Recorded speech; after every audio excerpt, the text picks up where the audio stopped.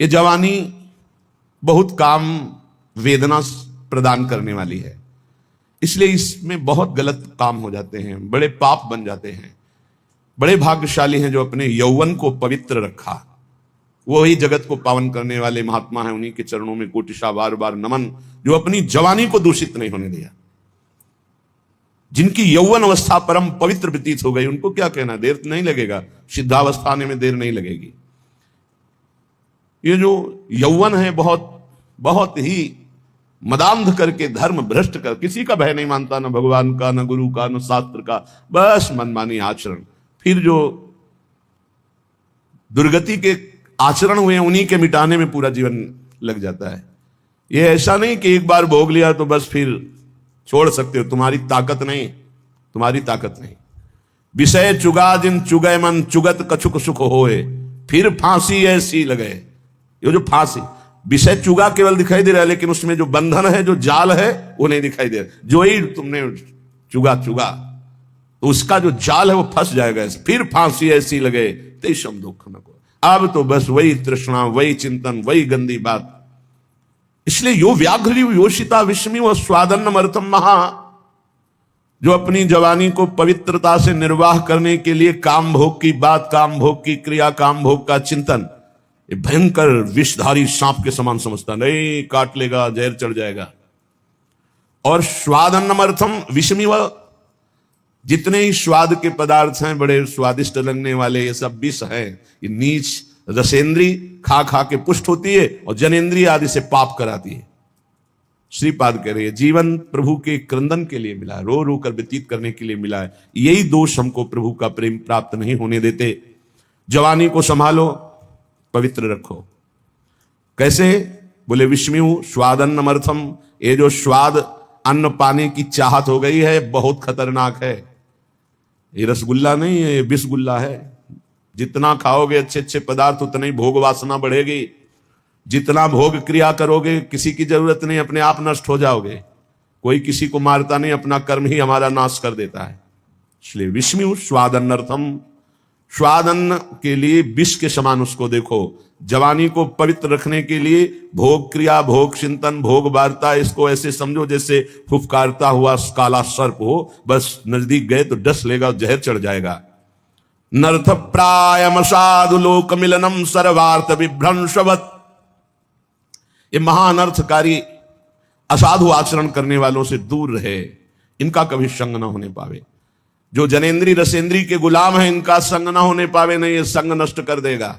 संगम त्यजेत, इनका संग ही त्याग दे।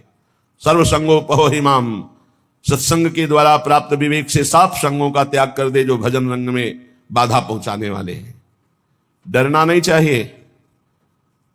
जैसे रिश्ते, नातेदार, संबंधी, मित्र, संसार के और प्रियजन, यदि ये हमें प्रभु से विमुख करते हैं, ये प्रभु की निंदा करते हैं, भक्ति की निंदा करते हैं, भगवत मार्ग की बाधा खड़ी करते हैं, तो हम मन से प्रणाम करके इनमें भी भगवत भावना करके पर इनका कभी संग संभाषण नहीं करेंगे।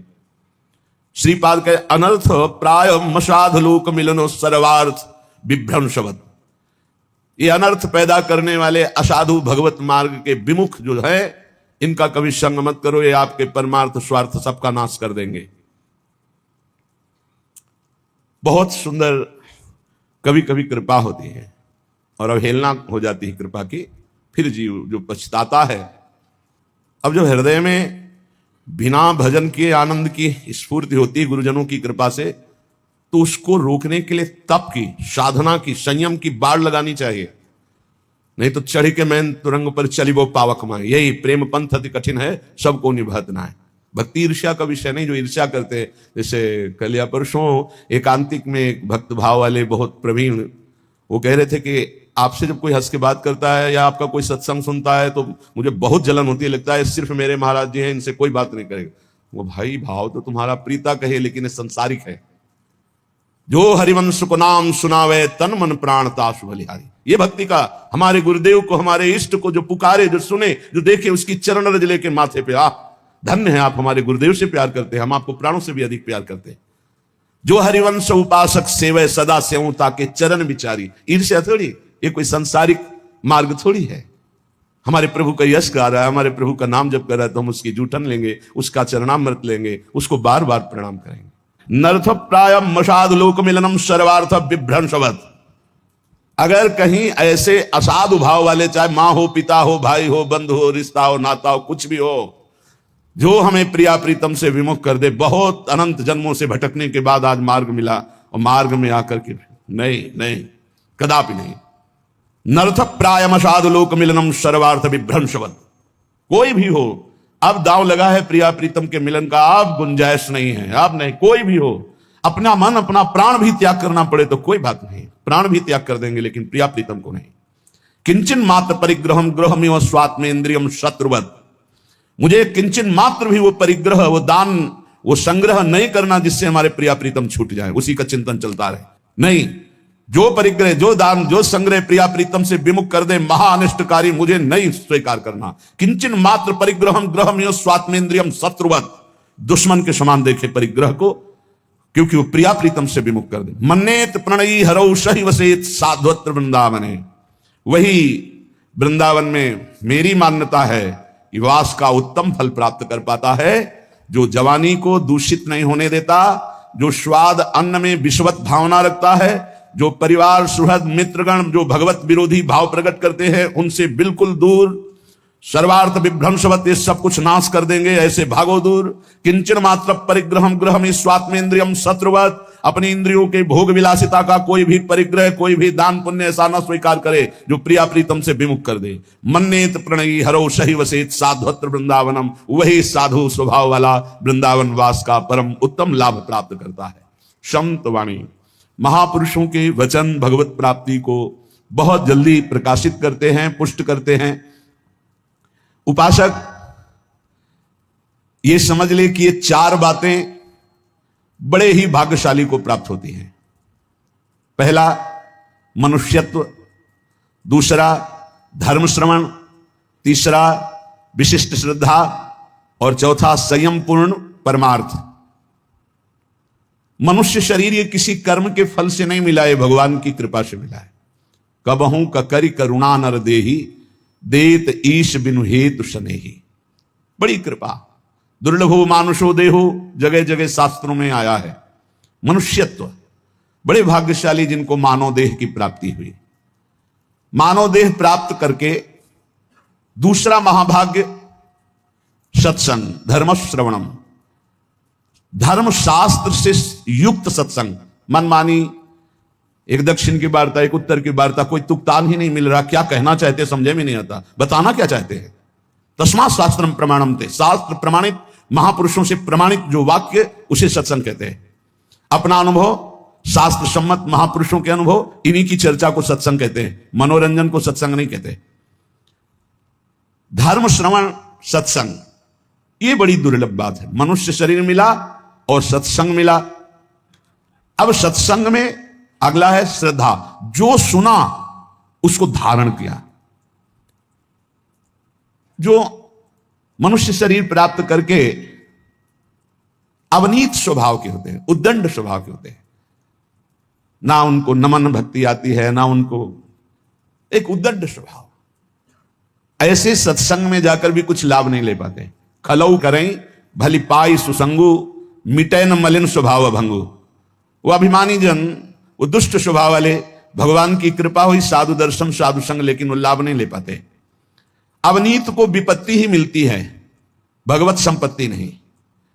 अवनीत को, दुष्ट स्वभाव, उद्दंड अभिमानी को दुर्दशा ही प्राप्त होती है। जो विनीत है वही शिक्षा को प्राप्त कर पाता, विनयशील नम्र। इसीलिए कहा महापुरुषों के पास जाओ, प्रणिपातेन साष्टांग दंडवत, हाथ जोड़कर बड़ी दैन्यता से, तब वहां तुम ग्रहण कर पाओगे। अंजलि चढ़ाकर, माथे पर हाथ रखकर, सम्मान प्रदर्शित करते हुए, मन वचन शरीर से विनयावनत होकर के तब सत्संग का लाभ लिया जाता है। बोले संयम पुरुषार्थ।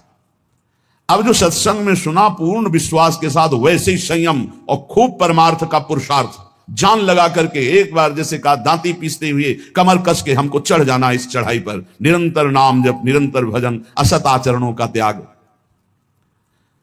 जो मानव शरीर प्राप्त करके सत्संग मिला पर उस पर श्रद्धा नहीं है, तो 20 साल सत्संग सुनने पर परिवर्तन नहीं होगा। और अगर श्रद्धा है तो उसका परिणाम है कि वो तत्पर हो जाएगा, वैसे ही आचरण करने लगेगा, सत्संग में जैसा कहा गया है। तो मानव शरीर, सत्संग, और सत्संग पे श्रद्धा, और श्रद्धा का स्वरूप है यथार्थ जो बोला जा रहा है उसे अपने जीवन में उतार लेना, और दिव्य पुरुषार्थ, खूब मेहनत करके साधन भजन करना। ये 4 बातें बड़े सौभाग्यशाली में होते हैं। जो तपस्वी मनुष्य शरीर पाकर सत्संग सुनकर श्रद्धानुसार पुरुषार्थ करता है, वो अपनी अंतरात्मा में ही भगवत साक्षात्कार कर लेता है, हृदय में ही। जो प्रमादी पुरुष होता है वो धन का केवल चिंतन करता है कि चलो सत्संग में चलते, कोई उपाय मिले जिससे धन मिल जाए। सत्संग करते हैं धन के लिए, सत्संग सुनते हैं धन के लिए। वो प्रमादी पुरुष होता है, प्रमत्त पुरुष होता है। जो अप्रमत्त है वो भगवान की प्राप्ति के, कहां जाऊं, कैसे कोई मुझे बता दे, कैसे भगवत प्राप्ति होगी, कैसे मैं काम आदि दोषों पर विजय प्राप्त करके स्वरूप बोध प्राप्त करूं। संसारी मनुष्य अपने प्रिय परिवार के कुटुंबियों के लिए बुरा से बुरा पाप कर्म करता है, और जब मरता है तो अकेले उसको फल भोगना पड़ता है। अकेला दुख, अकेला यहां से जाता है, अकेला दुख भोगता है। कोई भी घर परिवार का नरक में बंटवारा नहीं करता जाके। इसलिए कुटुंब के मोह में फंसकर पाप कर्म ना किया जाए।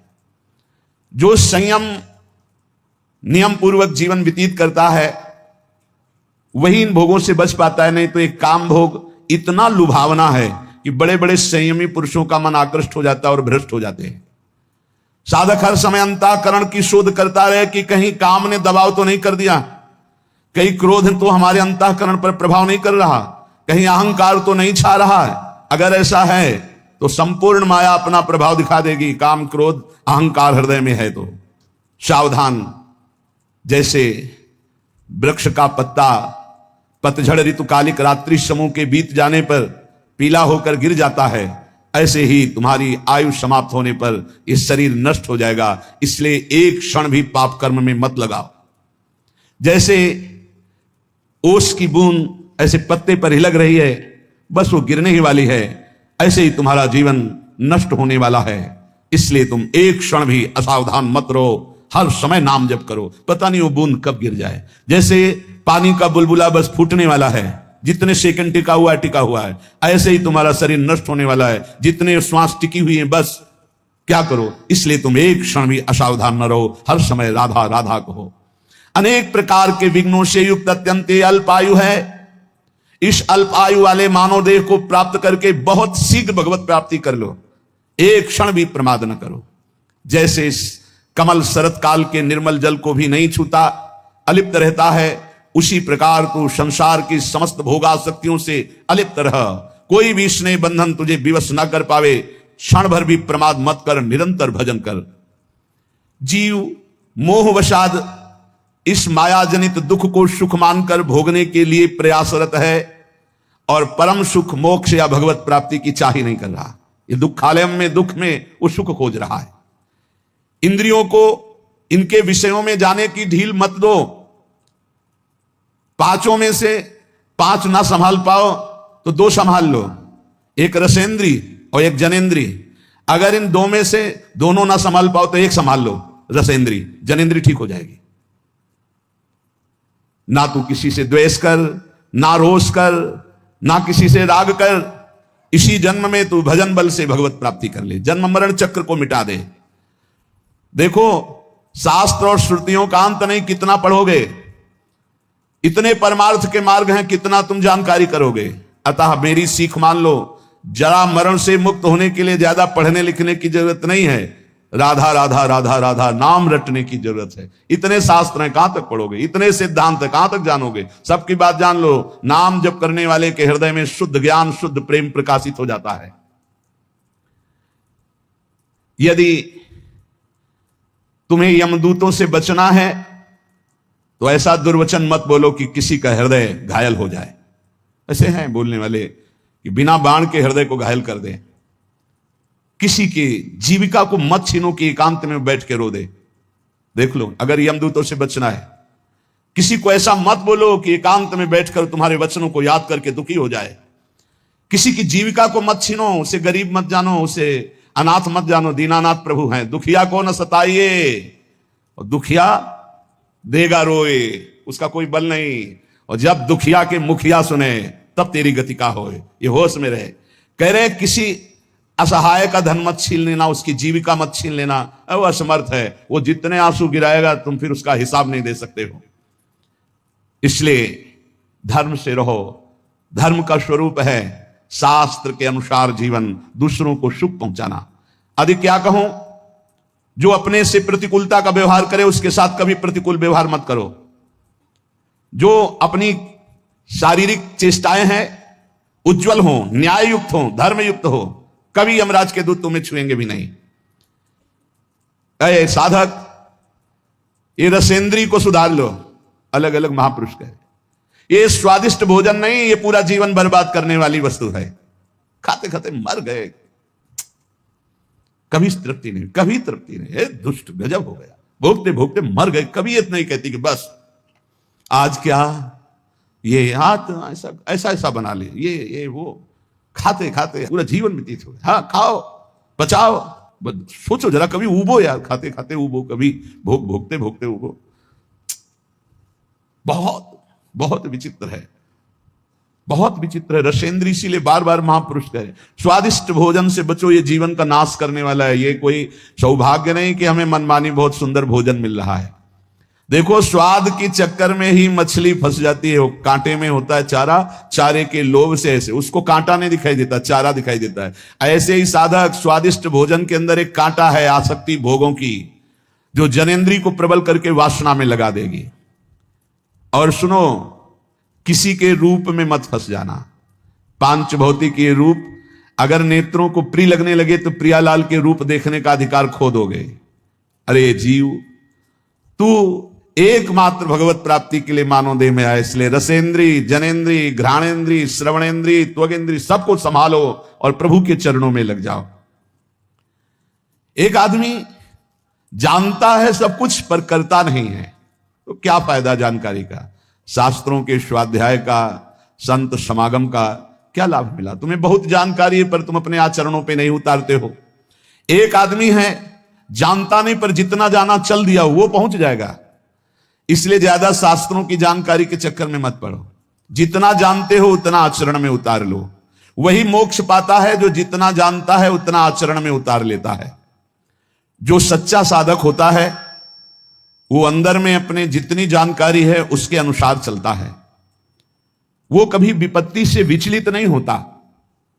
जीवन का सार यही है उपासक, भयानक से भयानक परिस्थिति आने पर भी प्रभु का चिंतन न छूटने पावे, धैर्य न छूटने पावे, किसी और का सहारा न ले लेना। ये सब महापुरुषों की बातें हैं, पकड़ लो। बहुत आनंद प्रदान करने वाली बातें हैं। बहुत सावधान।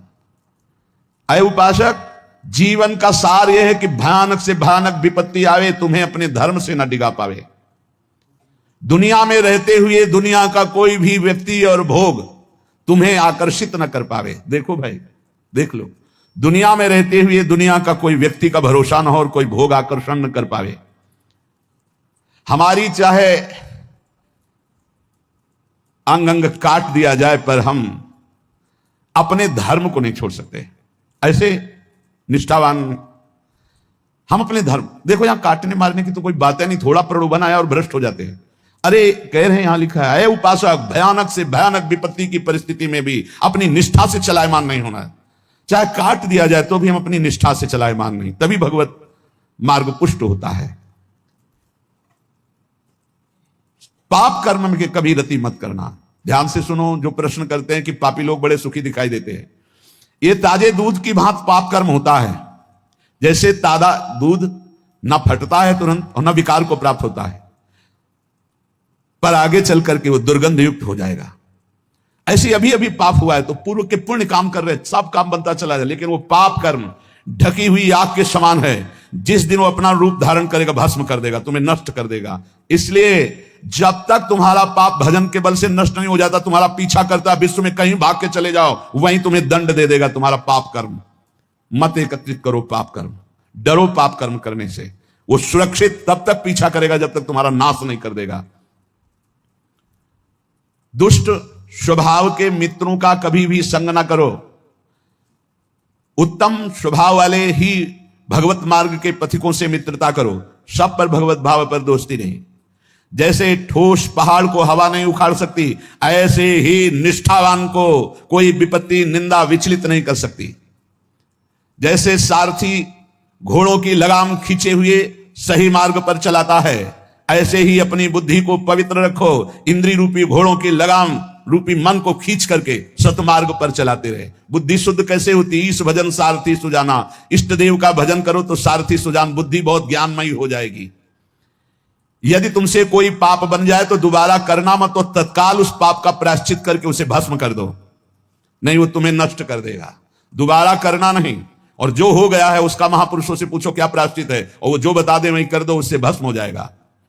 और यदि पुण्य कर चुके हो, पुण्य किए हो, तो उसे बार बार करो पुण्य कार्य को, और कभी किसी से बताना नहीं, तो तुम्हारा पुण्य तुम्हें लाभ प्रदान करेगा। ध्यान दीजिए, पाप कर्म हो तो दोबारा करना नहीं, महापुरुषों से बताकर उसका प्रायश्चित तत्काल उसको भस्म कराओ, नहीं तो वो ब्याज सहित दंड देगा। और पुण्य किया हो तो किसी से बताना नहीं, और बार बार सुकृत धर्म आचरण करो, तुम्हें महासुख प्रदान करेंगे।